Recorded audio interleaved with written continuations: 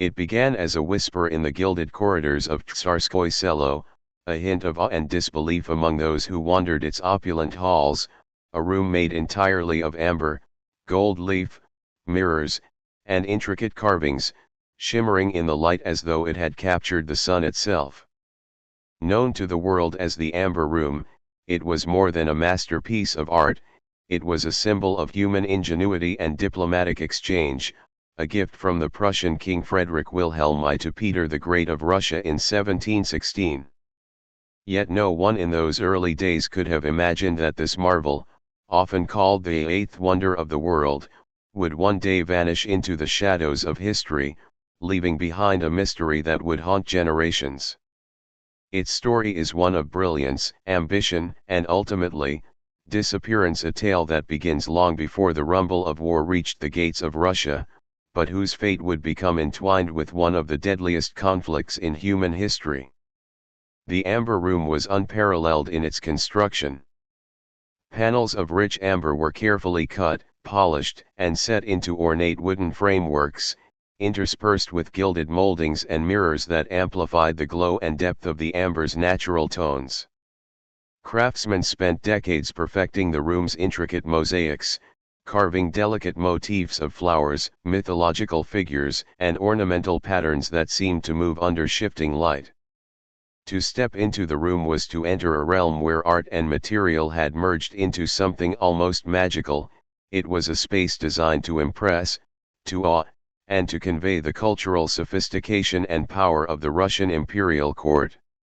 Visitors marveled at the warm, golden glow that filled the chamber, a glow that seemed to make the walls themselves breathe with life.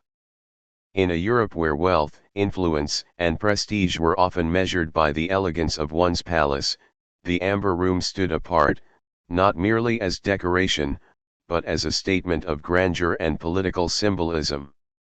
For over 2 centuries, the room survived fires, renovations, and political upheavals, each time emerging more celebrated than before. By the early 20th century, it had become a major attraction, drawing dignitaries, artists, and tourists eager to witness its golden splendor. Its survival seemed assured, a monument protected by history itself. But history is often unpredictable, and the stage for its disappearance was set by a force few could have anticipated. The outbreak of World War II in 1939 would soon bring armies, ideologies, and ambitions that would target not only nations but also the treasures they held, and the Amber Room would find itself caught in the crossfire of conquest and obsession. When Nazi Germany launched Operation Barbarossa in 1941, invading the Soviet Union with devastating speed, the Amber Room's fate changed irreversibly. The German army swept through western Russia, capturing cities, palaces, and cultural sites. Among the objects they seized was the Amber Room. Reports indicate that it was carefully dismantled, panel by panel, transported hundreds of miles, and reassembled in Königsberg Castle, then part of East Prussia. For the Nazis, it was more than just loot, it was a symbol of conquest, a demonstration that even the finest creations of Russian culture could be appropriated and controlled. The meticulous care with which the room was moved contrasted starkly with the chaos of war surrounding it, and it became a prized trophy for high-ranking officers, coveted for its beauty and rarity. Yet the journey of the Amber Room did not end in Königsberg. By 1944, as the war turned decisively against Germany, Allied bombings intensified, and the Soviet Red Army pressed westward. The Nazis, fearing that the Amber Room would fall into enemy hands, dismantled it once again, packing it into crates for transport. After that moment, its trail disappears from verified records. Where those crates went, whether they were moved to underground bunkers, loaded onto ships, or hidden in remote storage facilities, remains unknown. Some reports suggest they were transported on a vessel that may have sunk in the Baltic Sea, others claim they were concealed in mines or secret storage depots across East Prussia and Poland. Regardless of the theory, one fact remains consistent: after 1944, the Amber Room effectively vanished from the world, becoming the center of one of the most enduring art mysteries of the modern era. The disappearance of the Amber Room inspired a range of theories, each more tantalizing than the last. Some historians argue that it was destroyed during Allied bombings or the chaotic retreat of Nazi forces, melted or broken beyond repair by fire, water, and neglect. Others speculate that it was deliberately hidden, transported by Nazi loyalists who intended to sell or smuggle it after the war. Underwater explorers point to shipwrecks in the Baltic, suggesting that crates containing amber panels may lie entombed beneath the waves, awaiting discovery centuries later. Archaeologists continue to investigate tunnels, bunkers, and ruins across former East Prussia, chasing fragments, shadows, and the faintest traces of what might be the original panels. Each theory has its proponents and skeptics, yet none have produced definitive proof. The Amber Room exists in the imagination as much as it did in reality, a puzzle that resists closure. Even as the physical object disappeared, its legacy endured. In the 1970s, Soviet architects and artisans undertook a meticulous reconstruction of the Amber Room at Catherine Palace, using photographs, drawings, and historical descriptions to recreate its former glory. This modern iteration, though a remarkable achievement in craftsmanship, is nonetheless a reproduction, a symbol of what was lost.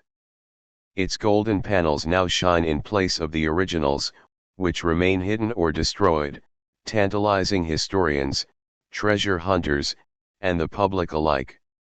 The reconstructed Amber Room is a testament to human dedication and a reminder of the fragility of cultural heritage in times of conflict, standing as both a replacement and a symbol of an irretrievable past. The mystery of the Amber Room is not only a story of war and loss but also a story of human obsession and the enduring appeal of treasure. It exemplifies how a single object, when imbued with historical, artistic, and cultural significance, can capture imaginations across generations. Scholars and explorers continue to dedicate resources and research to uncovering its fate, combining historical records with modern technology, radar, sonar, archival research, and forensic archaeology in hopes of locating its panels or fragments. Each claim, each purported discovery, reignites excitement, though skepticism and the passage of time temper the hope that it may ever be recovered in its entirety. The Amber Room's allure lies not merely in the material of amber, gold, and mirrors, but in the story it tells, of diplomacy and gifting, of war and appropriation, of disappearance and enduring fascination. It challenges historians, captivates the public, and reminds the world that cultural treasures are vulnerable not only to the ravages of time but to human ambition. Its vanishing is emblematic of a broader pattern seen throughout history, where objects of immense beauty and historical significance become pawns in the games of power, and sometimes, the more extraordinary the artifact, the more mysterious its disappearance. For over 70 years, the Amber Room has remained an enigma, an intersection of art, war, and legend. And so, the room that once glowed with the warmth of centuries of craftsmanship, that once impressed dignitaries and visitors with its brilliance, now exists largely in memory, photographs, and the meticulous reconstruction that attempts, however imperfectly, to capture its essence. Its story has only just begun to unfold for those willing to chase history across borders, archives, and oceans, tracing the steps of those who moved, hid, or lost it during one of the most turbulent periods in European history. The Amber Room remains, to this day, a silent witness to the power of art and the destructive reach of war, waiting perhaps for the day when it might emerge from hiding and reclaim a place in the world it once illuminated. The journey into shadow. The winds of war swept across Eastern Europe with a ferocity that few could have predicted, reshaping borders, armies, and destinies. Among the countless victims of this chaos was a treasure so exquisite that its disappearance would become one of the greatest mysteries of the 20th century, the Amber Room. By 1941, the Nazi invasion of the Soviet Union had begun to alter the very fabric of the Russian heartland. Cities burned, armies collapsed, and cultural artifacts faced a peril more insidious than flames or bullets, the methodical hand of human greed and obsession. In this turbulent year, the Amber Room, the pride of Catherine Palace, would be wrested from its walls, packed into crates, and sent on a journey whose destination would remain unknown for decades. German officers and art historians meticulously catalogued the Amber Room before removing it. They treated it not as a functional space but as a portable trophy of conquest, documenting every panel, frame, and ornamental carving. Photographs captured the delicate mosaics, detailed sketches recorded the dimensions of gilded moldings, and lists were made of every mirror that had once reflected the golden glow of amber. The process was laborious. Months were spent dismantling centuries of craftsmanship without breaking a single panel, yet even in this careful handling, a shadow of inevitability lingered. The room was fragile, its amber panels brittle with age, and even minor mishandling risked irreparable damage.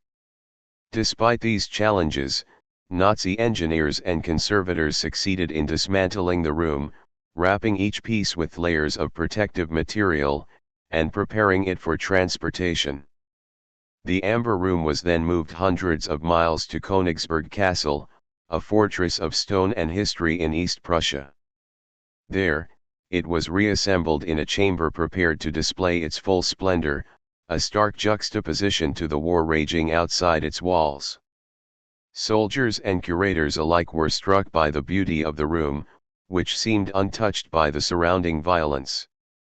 Nazi leaders visited frequently, appreciating the Amber Room not merely for its artistic merit but as a demonstration of their power to claim and control cultural heritage. It became, in their eyes, a jewel of the Reich, a symbol of dominance over conquered lands. Yet the placement of such a priceless object in a war zone would prove precarious, as the tides of battle were already shifting against Germany. By 1944, the situation in East Prussia had become perilous. The Red Army advanced relentlessly from the east, and Allied bombers carried out frequent raids across German-held territories. The Nazis, recognizing the threat to their prized possession, decided once again to dismantle the Amber Room. Crates were prepared for transport, and careful planning was undertaken to move the panels away from immediate danger. But from this point, the historical record becomes fragmented, and the trail of the Amber Room grows faint. Numerous accounts suggest that the crates were loaded onto trains, trucks, and perhaps even ships, intended for secret storage facilities far from the approaching front lines. Where these shipments ultimately went remains a matter of debate, spawning speculation and intrigue that would last for generations. The journey of the Amber Room, even in its documented stages, reflects the broader machinery of wartime art looting. Teams of Nazi officers, art historians, and laborers operated with almost military precision, ensuring that cultural treasures were catalogued, packed, and moved in a manner that reflected both bureaucratic efficiency and obsessive admiration. At the same time, the increasing pressures of the collapsing war effort meant that some movements were rushed, some crates left in temporary storage, and some records destroyed or lost. This combination of meticulous care and chaotic necessity would ultimately contribute to the mystery that surrounds the room to this day. Even as the Amber Room was moved, rumors began to circulate among local populations and soldiers about its fate. Some claimed that the Nazis had hidden it in mines or underground vaults, away from prying eyes. Others suggested that it had been transported by sea, possibly aboard ships that vanished in the Baltic during retreats or Allied attacks. Reports emerged of crates being sighted in remote towns, only to vanish before they could be examined. Every claim added layers of complexity to an already convoluted trail, making the Amber Room both a treasure and a riddle, sought not just by Allied authorities but by anyone with the means or ambition to recover it.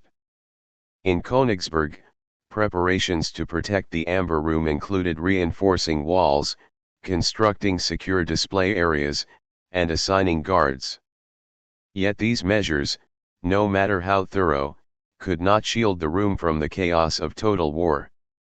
Bombings, troop movements, and the eventual advance of Soviet forces rendered the city increasingly unstable. By the time the Nazi administration ordered the final removal of the room from the castle, many of those involved were aware that its survival depended as much on luck as on planning. The meticulous records created by officers, intended to preserve knowledge of the room for posterity, would themselves be scattered or lost in the turmoil of retreat. The historical enigma of the Amber Room lies in what happened next. Some historians propose that it was destroyed in the chaos of bombing raids and urban warfare, perhaps never to be seen again.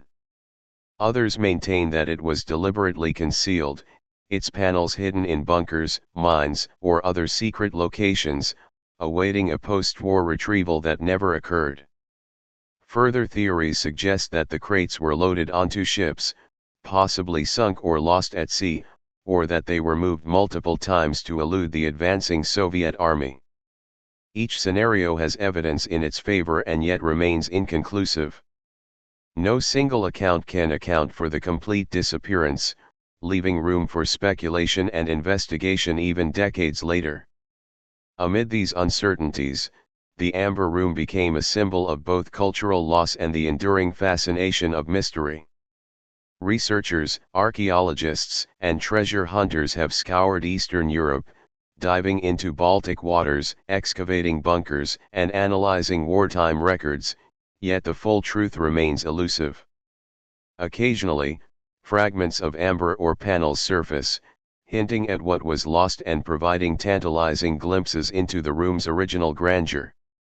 Each discovery rekindles interest and prompts new searches, reinforcing the notion that some treasures may never truly vanish, but instead exist in a liminal space between history and legend.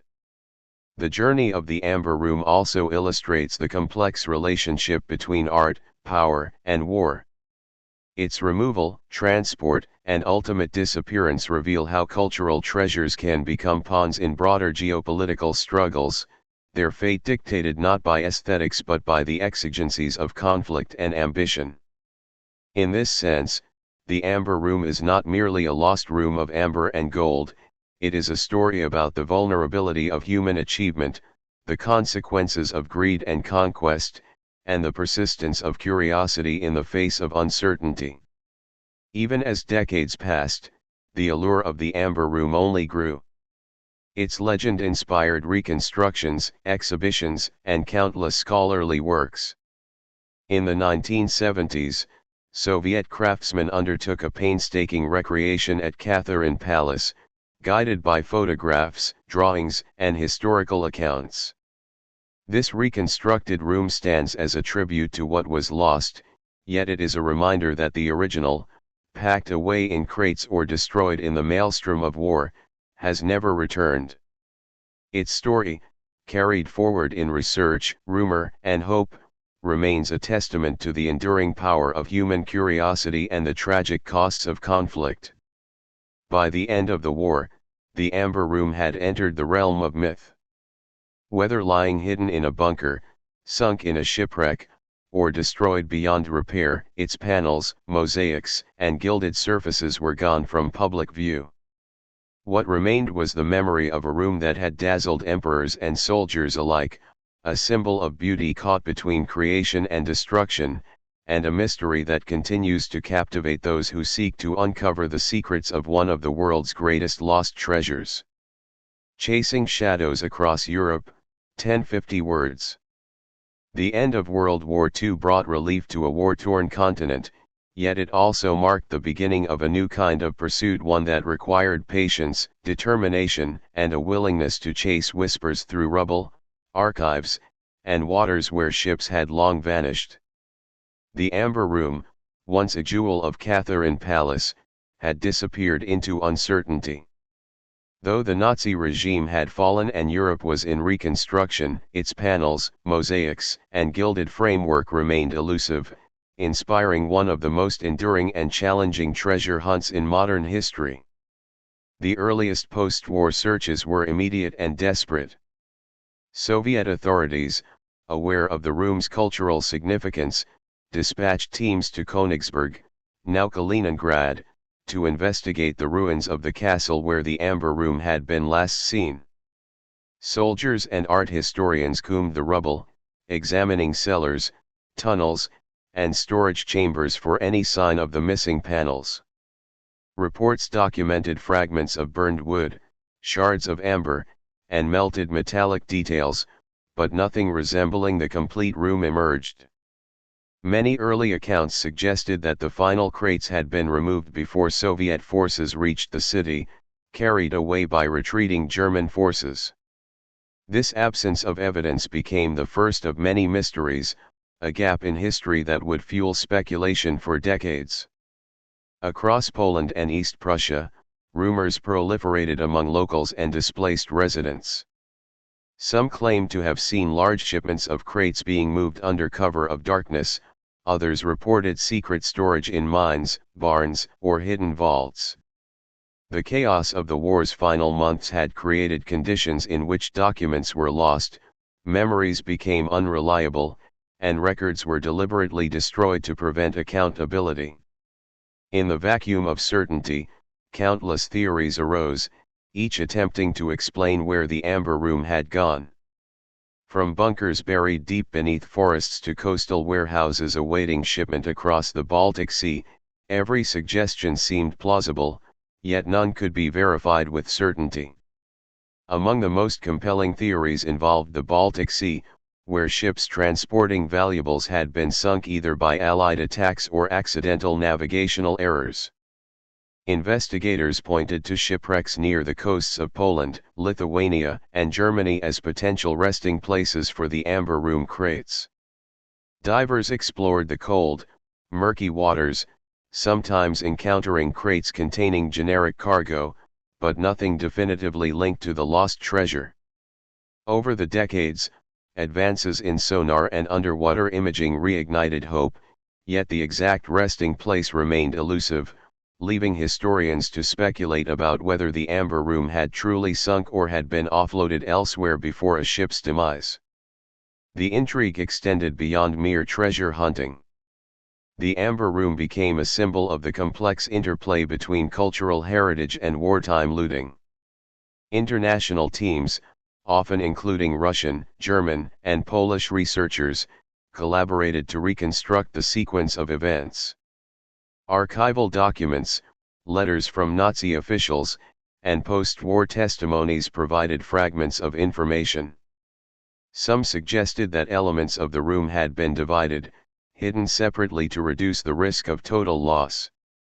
Others speculated that the room had been shipped to neutral or remote territories, intended as part of a clandestine plan to be sold or repurposed. Each hypothesis added layers to the puzzle, underscoring how deeply the artifact was entwined with the strategies, fears, and ambitions of wartime planners. Despite decades of searching, few tangible results emerged. A handful of panels and fragments surfaced sporadically, discovered in attics, private collections, or forgotten warehouses, but these were minor compared to the room's entirety. In 1997, a Florentine mosaic panel, believed to have been part of the Amber Room, was recovered from the possession of a German soldier's heir, demonstrating that some elements had survived. Yet the vast majority remained unaccounted for, fueling a sense of perpetual mystery. Every recovered fragment was precious, but it also served as a haunting reminder of what had been lost, emphasizing both the value and fragility of cultural treasures in the context of human conflict. The post-war hunt for the Amber Room was complicated by political realities. During the Cold War, access to former East Prussia and other areas of potential storage was restricted, making thorough investigation difficult. Historians and explorers had to navigate bureaucratic obstacles, border controls, and sometimes suspicion from local authorities wary of foreign interest in their territories. Yet the intrigue surrounding the Amber Room transcended national boundaries. Scholars from across Europe shared research, analyzed wartime records, and engaged in heated debates over the room's ultimate fate. Conferences, publications, and even media reports kept the legend alive, drawing attention to the intersection of art, war, and mystery.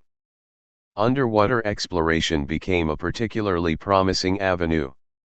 As technology advanced, divers employed sonar and submersibles to investigate shipwrecks that had been abandoned since 1944 and 1945.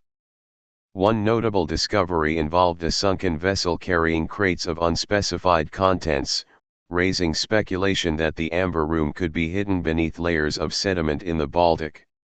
While the evidence remained circumstantial, the potential of uncovering even part of the lost treasure kept teams returning to the waters year after year.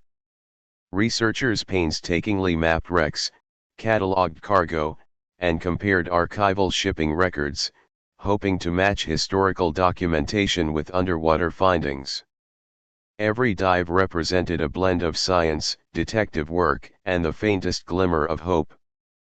In parallel, archaeological investigations targeted bunkers, mines, and underground storage sites scattered across former German territories.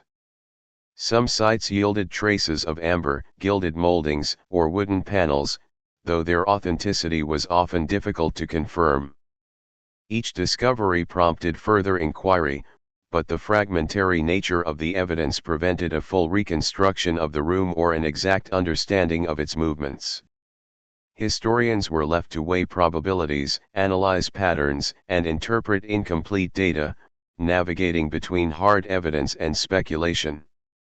It was a pursuit that demanded both rigor and imagination, and it continues to challenge experts to this day. Public fascination with the Amber Room was fueled not only by its artistic brilliance but by the sense of enduring mystery. Books, documentaries, and news reports highlighted the search, and countless treasure hunters were drawn into the narrative. The story resonated because it combined elements of history, adventure, and human ingenuity. It offered the possibility that something almost unimaginable, an entire room made of amber and gold, had survived centuries of upheaval, only to be hidden or lost in the chaos of war. The Amber Room became a touchstone for the idea that history is never entirely settled, that objects carry not only intrinsic value but also the power to ignite imagination, scholarship, and hope. By the late 20th century, the Amber Room had acquired a dual existence. In Catherine Palace, a faithful reconstruction now glimmered under artificial lights, demonstrating the craftsmanship and aesthetic vision of the original.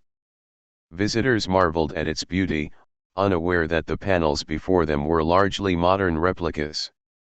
Meanwhile, the real Amber Room existed as an enigma, scattered in memory, rumor, and partial discovery. It was an artifact suspended between two worlds, one tangible, meticulously rebuilt for the public, and one elusive, possibly resting in some forgotten corner of Europe or beneath the waves. Its story illustrated both the triumph of human creativity and the persistent shadows cast by conflict and secrecy. In tracing the Amber Room's journey after World War II, one sees more than a story of missing treasure. One sees the consequences of war on culture, the determination of scholars to recover what was lost, and the ways in which human curiosity can transform a historical mystery into an enduring legend. The search for the Amber Room combines history, archaeology, and detective work, offering lessons about the fragility of heritage, the consequences of greed, and the resilience of memory. Each recovered panel, each archival record, and each dive into the Baltic represents a step closer to understanding, even as the ultimate truth remains tantalizingly out of reach. Thus, the Amber Room continues to challenge the world, a glittering puzzle whose pieces are scattered across time and space. Its legacy is not simply the amber and gold it contained, but the quest it inspired, a quest that embodies the human desire to uncover, preserve, and comprehend beauty lost to history's darker currents. The legacy of vanished gold. Decades after the chaos of World War II had settled across Europe, the mystery of the Amber Room continued to captivate historians, treasure hunters, and the curious public alike. Unlike conventional art thefts or wartime looting, this vanished masterpiece occupied a space between history and legend, a riddle that seemed impervious to time and technology. Even in the age of satellite imagery, archival digitization, and advanced underwater exploration, the Amber Room refused to yield its secrets, tantalizing those who sought answers with fragments of evidence, tantalizing clues, and the occasional artifact that hinted at a truth just out of reach. Modern theories regarding the Amber Room's fate are as diverse as they are compelling. Some scholars argue that the crates containing the panels were deliberately hidden in underground bunkers constructed by the Nazis in East Prussia, designed to protect prized art in the event of invasion or bombing. Archaeologists have investigated abandoned mines, military storage facilities, and remote forested areas in both Poland and Russia, occasionally uncovering small fragments of amber or wooden panels, though no complete room has been found. These fragments serve as whispers from the past, tantalizing researchers with the possibility that portions of the original Amber Room still exist, concealed in secrecy or obscured by decades of decay. Another line of inquiry focuses on sunken vessels in the Baltic Sea, where numerous ships carrying treasures were reported lost during the final months of the war. Divers and historians have meticulously combed the waters, cataloging wrecks and analyzing cargo manifests, searching for evidence of the Amber Room crates. Some shipwrecks revealed crates with indistinct contents, sparking hope and speculation that the legendary room might lie entombed beneath layers of silt and time. Each discovery renews excitement, though none has produced definitive proof, leaving the room suspended in a state of liminality, visible in fragments, yet elusive in its entirety. The Amber Room has also inspired debates about authenticity and duplication. A controversial suggestion holds that the panels taken by the Nazis were, in fact, replicas, while the originals were hidden by Soviet curators prior to the invasion. Proponents of this theory point to inconsistencies in wartime photographs, shipping records, and post-war testimonies, arguing that the true Amber Room may have survived elsewhere, hidden from both German looters and Soviet authorities. While evidence remains circumstantial, this hypothesis reflects the profound uncertainty surrounding the room, illustrating how gaps in historical documentation can generate competing narratives, each plausible and each impossible to verify fully. Despite these uncertainties, cultural and scholarly efforts to preserve the Amber Room's memory have been remarkable. In the 1970s, Soviet artisans undertook a reconstruction at Catherine Palace in St. Petersburg, guided by surviving photographs, architectural drawings, and detailed written descriptions. The recreated room, completed in 2003, sought to emulate the original in every aspect. Amber panels were hand-carved and polished, gilded details replicated meticulously, and mirrors positioned to reflect the room's golden glow as it might have appeared centuries earlier. While undeniably beautiful, this version serves as a reminder of what was lost. The original panels, imbued with centuries of craftsmanship and history, remain absent, their absence both haunting and evocative. The story of the Amber Room in modern times is intertwined with the allure of possibility and the challenge of discovery. Scholars, adventurers, and governments have devoted considerable resources to tracing its fragments, often employing cutting-edge technology. Ground-penetrating radar has been used to examine bunkers and mine shafts, remote-operated vehicles scan shipwrecks in dark waters, historians analyze wartime archives for overlooked clues. Each approach represents a blend of detective work and scientific inquiry, yet each has thus far yielded only partial insights. The search for the Amber Room exemplifies how historical mysteries demand a multidisciplinary approach, combining archival research, archaeology, maritime exploration, and forensic science. Occasionally, discoveries rekindle hope. Small fragments of amber panels, believed to have originated from the Amber Room, have been recovered in private collections or by authorities. One mosaic panel surfaced in Germany in the late 1990s, traced to the family of a former soldier. These discoveries, while limited, affirm that the room's materials survived in some form and that further investigation could yield more. Each fragment carries stories of displacement, concealment, and survival, echoes of the original room's artistry and the turmoil of war. In this way, the Amber Room is not merely a lost object but a living historical enigma, its presence felt through partial recovery and ongoing scholarly engagement. The Amber Room has also taken on symbolic significance beyond its physical form. It represents the vulnerabilities of cultural heritage during times of conflict, reminding the world that art and history can be both celebrated and endangered by human ambition. Its disappearance underscores the complexities of wartime ethics, the consequences of looting, and the challenges of preserving cultural identity amidst political upheaval. Museums, historians, and governments often cite the Amber Room as a cautionary tale, illustrating the importance of documentation, reconstruction, and international cooperation in safeguarding artistic treasures. In this sense, the room continues to educate and inspire, even in its absence. Public fascination remains intense. Documentaries, novels, and investigative journalism keep the Amber Room in the collective imagination, portraying it as a lost wonder, a treasure of immeasurable value, and a symbol of the intersection between human creativity and historical calamity. Enthusiasts speculate on the locations of missing panels, debate the plausibility of sunken ships versus hidden bunkers, and analyze every fragment for clues.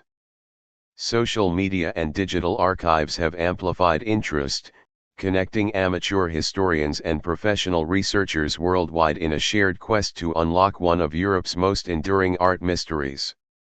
The Amber Room thrives not only in history books but also in the stories we tell, the investigations we pursue, and the imagination it continues to ignite. Even with advanced technology and international cooperation, the Amber Room defies certainty. Its fate, whether scattered across Europe, submerged beneath the Baltic, or destroyed beyond recognition, remains unknown. Yet the enduring quest to find it exemplifies humanity's fascination with lost treasures, our desire to connect with the past, and the hope that even in the aftermath of destruction, something extraordinary might survive. The Amber Room's story demonstrates that historical mysteries are rarely solved in full, they persist, offering lessons, challenges, and inspiration to those willing to search, analyze, and dream. In the end, the Amber Room's legacy is as compelling as the object itself. It symbolizes centuries of craftsmanship, international diplomacy, wartime upheaval, and modern exploration. Its disappearance transformed it from a physical space into an idea, a puzzle, and a legend. While its golden panels remain unseen, the search for them continues to shape historical inquiry, spark adventure, and remind us of the delicate balance between creation and destruction. The room that vanished more than 70 years ago endures in memory, reconstruction, and the relentless human pursuit of knowledge, ensuring that even in absence, it remains one of the world's most captivating mysteries.